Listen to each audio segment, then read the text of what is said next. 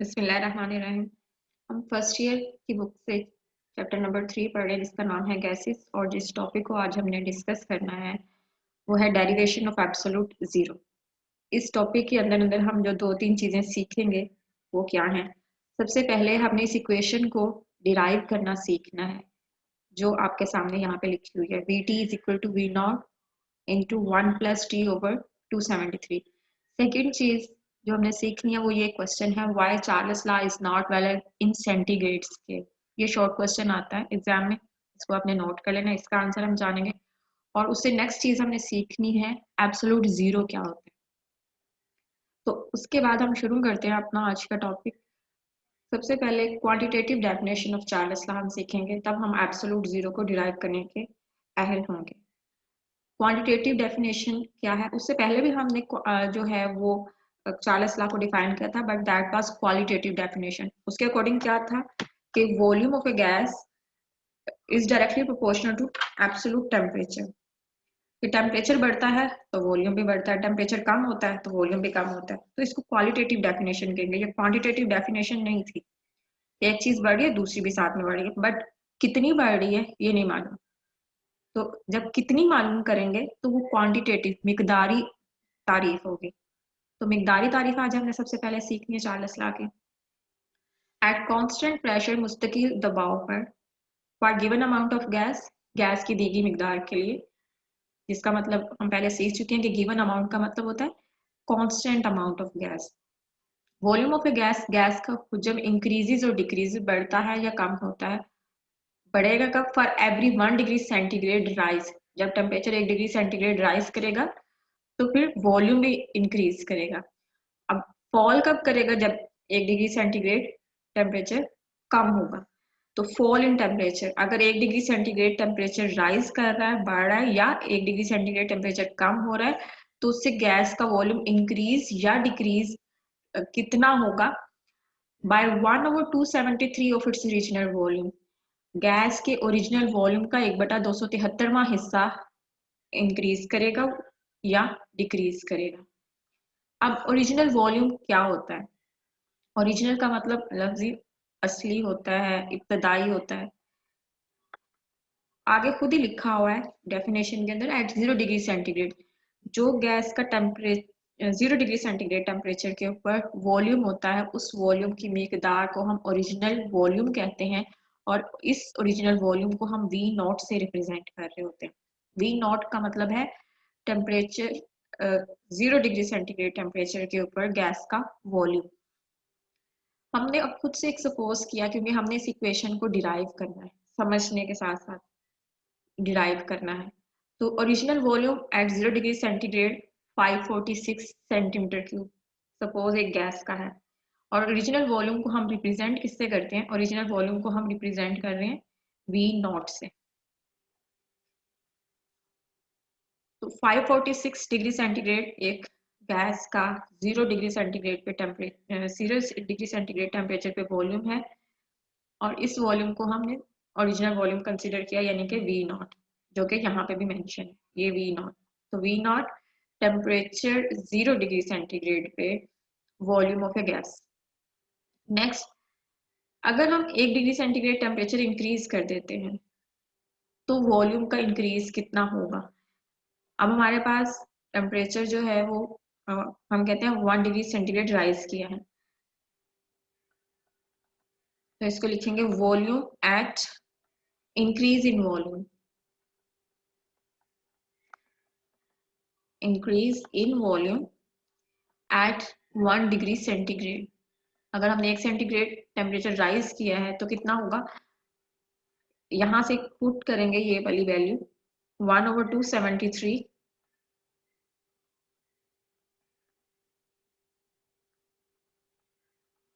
Original volume कितना है? 546।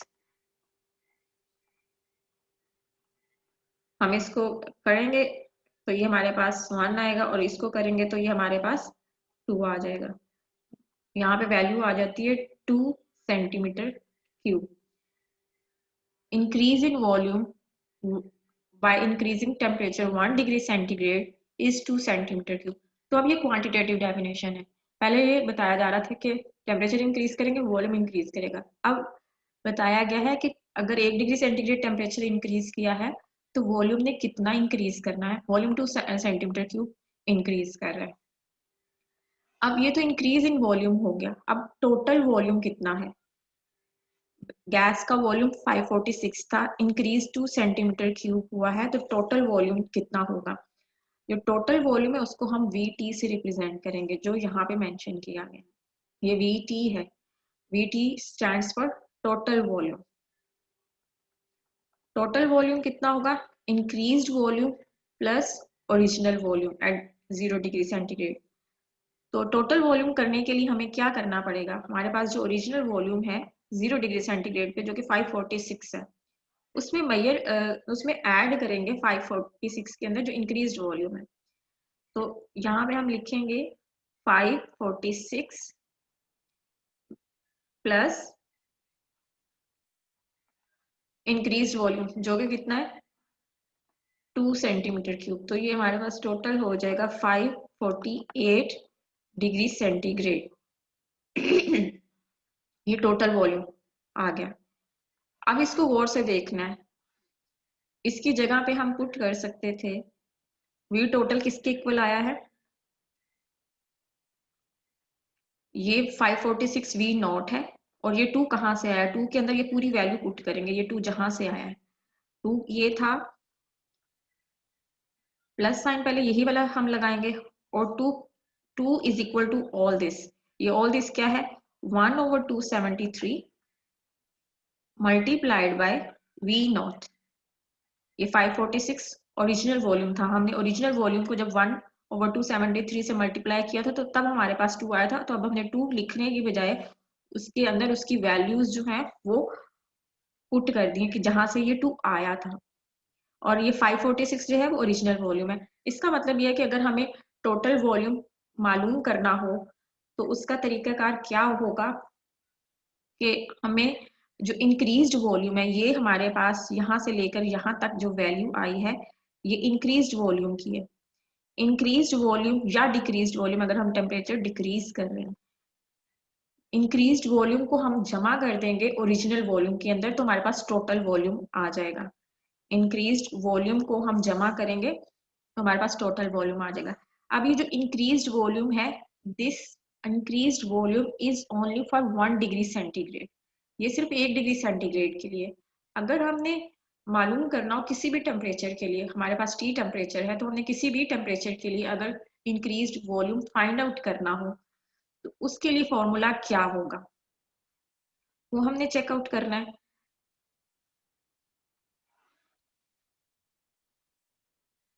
अब इसके लिए हम लिखेंगे total volume for T temperature, यानी कि ये total temperature, sorry total volume at, या आप यूं है for T temperature.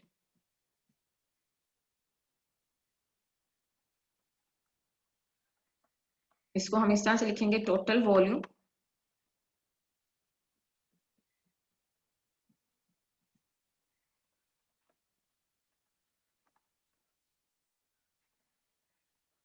For T।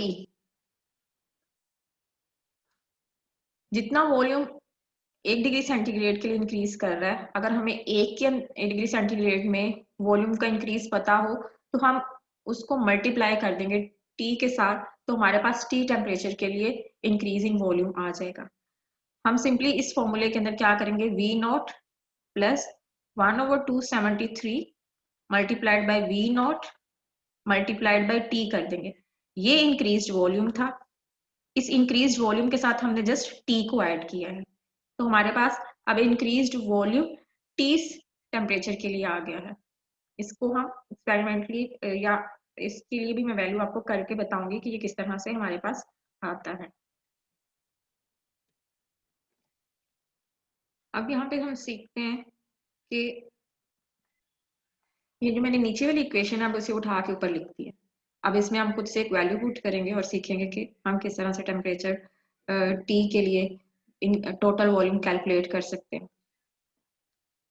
हमने सपोज फर्ज किया है कि हमारे पास जो टी टेम्परेचर है वो 100 डिग्री सेंटीग्रेड है, तो ये सारी इसी तरह से लिखे जाएंगे फॉर 100 डिग्री सेंटीग्रेड और फिर total temperature for 100 degree centigrade. तो वी नॉट ओरिजिनल वॉल्यूम है, उसकी वैल्यू कितनी थी 546 प्लस 1/273 इसी तरह से आएगा और हमने इसको मल्टीप्लाई कर देना अगेन 546 के साथ। जब 1/273 को 546 के साथ मल्टीप्लाई करेंगे तो हमारे पास increase in volume for 1 degree centigrade आएगा। अब हमने इसको 100 के लिए फाइंड आउट करना है, तो इसको मल्टीप्लाई कर देंगे हम सिंपली 100 के साथ। तो इतना सारा जो पोर्शन है ये हमें बताएगा increase in volume for 100 degree centigrade temperature. अब इंक्रीज इन टेम्परेचर को जब टोटल टेम्परेचर टोटल वॉल्यूम के अंदर जो कि ओरिजिनल टेम्परेचर पे था 0 डिग्री सेंटीग्रेड टेम्परेचर पे था उसमें जमा कर देंगे तो हमारे पास टोटल वॉल्यूम आ जाएगा। अब ये वाली जो इक्वेशन है इस वाली इक्वेशन की तरफ पहले मैं आऊंगी, इसको सिंप्लीफाई करके हम ये वाली फॉर्म निकालेंगे कि ये किस तरह से होती है। वी नॉट एज सच आ जाएगा। अब इसको गौर से देखना है, ये सारे जो है न्यूमिरेटर है, वी नॉट न्यूमिरेटर है, टी न्यूमिरेटर है, यानी कि ये बटे से ऊपर आए हुए हैं, 1 न्यूमिरेटर है, ये तीनों आपस में मल्टीप्लाई हो रहे हैं तो इन तीनों को मैं मल्टीप्लाई कर दूंगी तो हमारे पास आ जाएगा वी नॉट इंटू टी, क्योंकि वी नॉट और टी जब मल्टीप्लाई होंगे 1 के साथ तो सेम वही हमारे पास वैल्यू आएगी। 1 के साथ कोई भी चीज मल्टीप्लाई हो तो वही आंसर आता है। 3 1 के साथ मल्टीप्लाई हो तो 3 आता है। आपने सारे टेबल इसी तरह से सीखे हैं। नीचे जो हमारे पास बटा है वो 273 आ जाएगा। उसके बाद ये जो इक्वेशन है ये किस तरह से चेंज होगी, इधर भी वी नॉट है और इधर भी वी नॉट है, हम वी नॉट को कॉमन ले लेते हैं, दोनों में वी नॉट कॉमन लेते हैं। अंदर हमारे पास इक्वेशन में बचेगा क्या, वी नॉट, यहाँ पे वी नॉट बाहर आ गया तो यहाँ पे आ जाएगा 1 और यहाँ से वी नॉट खत्म हो जाएगा क्योंकि वी नॉट डिवाइड कर रहा है इसको, तो ऊपर सिर्फ रह जाएगा T/273। तो ये सेम वही इक्वेशन है जो हमने शुरू में ली थी। ये हमारे पास है VT is equal to VT, यहाँ पे भी मैंने आपको बताया था कि ये VT है यानी कि टोटल वॉल्यूम, वो किसके इक्वल है, ये वाला है। Total volume is equal to V not this one into 1 plus T/273। तो इस तरह से इक्वेशन डिराइव होगी। अब इस इक्वेशन को डिराइव भी हमने कर लिया, अब इसको समझना भी है कि ये किस तरह से आई है। उसके लिए ये मैंने 100 डिग्री सेंटीग्रेड की एग्जांपल पुट की है, तो इसको हम सॉल्व करते हैं। इसको इसके साथ कट करेंगे तो यहाँ पे आंसर आ जाएगा 2 और 200 के साथ मल्टीप्लाई होगा तो 200 आ जाएगा। 546 के अंदर हम ऐड करेंगे 200 इंक्रीज वॉल्यूम है और 546 ओरिजिनल वॉल्यूम है, इन दोनों को हम जमा कर लेंगे तो हमारे पास आंसर आएगा 746 सेंटीमीटर क्यूब। इस तरह से हमने 100 डिग्री सेंटीग्रेड पे increase in volume, total increase in volume find out कर ली और अकॉर्डिंग टू दिस इक्वेशन की, ताकि आपको इस इक्वेशन की भी अच्छे से समझ आ रही हो कि ये क्या है। अब हमने सेकंड क्वेश्चन के ऊपर आना है। सेकंड क्वेश्चन जो ये था कि हमारे पास चार्ल्स लॉ जो है वो वैलिड क्यों नहीं है सेंटीग्रेड के अंदर, इस चीज को हमने सीखना है। अब हम ये डिस्कस करेंगे कि चार्ल्स लॉ वैलिड क्यों नहीं है। हमारे पास चार्ल्स लॉ ये कहता है कि V1/T1 is equal to V2/T2। अब इसको सेंटीग्रेड के अंदर पुट करके देखेंगे। हम फर्ज करते हैं कि हमारे पास टेम्परेचर 10 डिग्री सेंटीग्रेड है और 10 डिग्री सेंटीग्रेड के ऊपर जो वॉल्यूम है वो 566 सेंटीमीटर क्यूब है और दूसरा जो टेम्परेचर है वो 100 डिग्री सेंटीग्रेड है। 100 डिग्री सेंटीग्रेड के ऊपर जो वॉल्यूम है वो 746 है। हमारे पास इसको सिंप्लीफाई करते हैं तो हमारे पास इसमें आंसर आता है 56.6। इसको सिंप्लीफाई करते हैं तो हमारे पास आंसर आता है 7.46। तो इक्वल का साइन आ सकता है, नहीं आ सकता। इक्वल का मतलब होता है कि जो लेफ्ट साइड पे है वो ही उतनी ही मिकदार राइट साइड पे होनी चाहिए। ऐसा नहीं है, तो जब ये ऐसा नहीं है तो हम यहाँ पे नॉट इक्वल का साइन लगाएंगे। ये सेंटीग्रेड के अंदर हमारे पास हमें ये देखा कि ये दोनों इक्वल नहीं है, इस वजह से चार्ल्स लॉ कभी भी सेंटीग्रेड के अंदर वैलिड नहीं है, क्योंकि इंक्रीज इन टेम्परेचर और डिक्रीज इन टेम्परेचर जो है करने से सेंटीग्रेड में वॉल्यूम का इंक्रीज अकॉर्डिंगली उतना नहीं होता जो होना चाहिए। लेकिन अगर हम इसी को केल्विन स्केल के अंदर जाके मेजर करें, हम 10 डिग्री सेंटीग्रेड जो है केल्विन के अंदर इसकी मिकदार होती है 283 केल्विन होती है, और 100 की 373 केल्विन होती है। 100 डिग्री सेंटीग्रेड केल्विन में 373 केल्विन है, और 10 डिग्री सेंटीग्रेड केल्विन में 283 केल्विन है। यही वॉल्यूम की वैल्यूज पुट करते हैं 546 और 746। इसको कट करते हैं तो दोनों में आंसर एक ही आता है, जो है 2, इधर भी 2 आएगा और इधर भी 2 आएगा। तो केल्विन के अंदर V1 over T1 becomes equal to V2 over T2। तो इस वजह से केल्विन स्केल के अंदर हमारे पास जो है वो चार्ल्स लॉ वैलिड आता है, चार्ल्स लॉ ओबे करता है। लेकिन सेल्सियस के अंदर जो है वो चार्ल्स लॉ ओबे नहीं होता केल्विन स्केल के अंदर। लास्ट वन जो चीज हमने सीखनी है वो है एब्सोल्यूट जीरो। एब्सोल्यूट का मतलब होता है मतलब हतमी, जिसमें कोई शक ना हो उसको मतलब कहते हैं हतमी, 0 0। ये तो लफ्जी मानी हो गया, लेकिन इसका टेम्परेचर के साथ या टेम्परेचर स्केल के साथ क्या ताल्लुक है। केल्विन स्केल है हमारे पास एक टेम्परेचर को मेजर करने के लिए। केल्विन स्केल के अंदर हम जो स्टार्ट लेते हैं वो 0 केल्विन से लेते हैं। 0 केल्विन -273.16 डिग्री सेंटीग्रेड के इक्वल होता है, और इस 0 केल्विन को या -273.16 डिग्री सेंटीग्रेड को हम एब्सोल्यूट जीरो का नाम देते हैं।